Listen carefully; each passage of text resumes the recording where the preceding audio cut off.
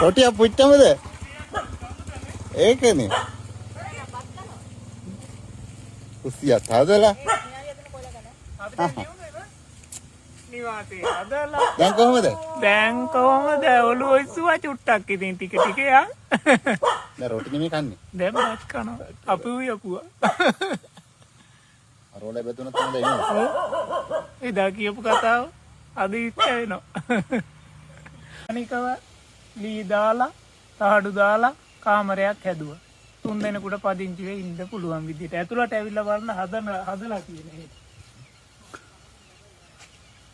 ලී දාලා තාවකාලික හැදුවා.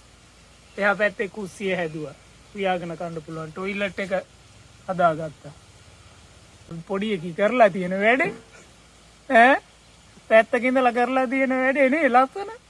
අර මං කතා කරපු එක රෙකෝඩ් කරලානේ පොඩි එකී. දාලා ඒක දැන් ජාත්‍යන්තරයටත් ගිහිල්ලා වයි කියලා තේරෙනවා මේ පිට රටේ ඉන්න මගේ යාළුවොත් කතා කරලා අහනවා. කුස්සියට චුට්ටක්. යා. කුස්සියටත් යන්කෝ.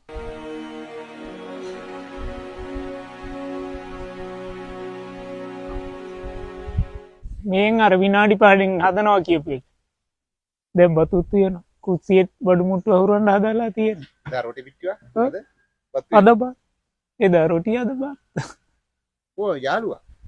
මගේ යාළුවා අද පාරේ වැඩක් වෙල්ලේ ආයේ.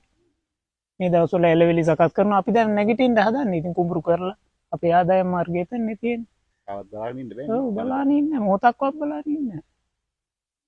එදා වගේම අදත් කියන්නේ පොඩි එකේ එදා කරපු වැඩේ අද විශේෂ විදියටම කියනවා දැන් යහපතක් වෙනවා කියන ගොඩ දෙනෙක්ගේ ඇහැ ගැටලා තියෙන හින්දා හැමෝටම වීරිය කරන්න උත්සාහ කරන්න නැගිටිමු කියන ආරාධනාව කරනවා අද එදා වගේම. එදා මේක හදද්දි කොච්චරතර වෙලා ගියාද? ඔයා ඔබතුමා එනකොට අපි මේකේ ලීටින්ගනේ සකස් කරලා තිබුණේ.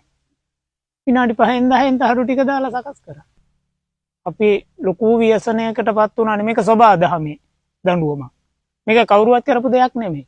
ඒ හින්දා එක එක්කෙනාට ඇඟිලි දෙක මම දැක්කා මාධ්‍ය බලන් හිරිකිද සමහරු කියන කතා කරන. කණ්ඩ දුන්නේ බොණ්ඩ දුන්නේ අපිට අරක නෑ මේක නෑ එහෙම කියන තැනක නෙමෙයි. හැමෝම දුන්නා. රටේ මිනිස්සු පුදුමාකාරයි අපේ ජාතිය. සිංහල දෙමළ මුස්ලිම් කියලා ભેදයක් නෑ. නොච්චියාගම ওই මුස්ලිම් ප්‍රජාව අපි සිංහල බෞද්ධ නමුත් විශේෂ විදියට මම කතා කරනවා ඒගොල්ලෝ ගැන. හරිම සතුටුයි. ඒගොල්ල අන්‍ය ආගමික එතනදී ආගම බැලුව නෑ, ජාතිය බැලුව නෑ, කුලය බැලුව නෑ. මහා ලොකු සේවයක් කරා. ඒගොල්ලන්ට විශේෂයෙන් ස්තුතිවන්ත වෙනවා මුළු රටටම ආධාර කරපු හැමෝටම.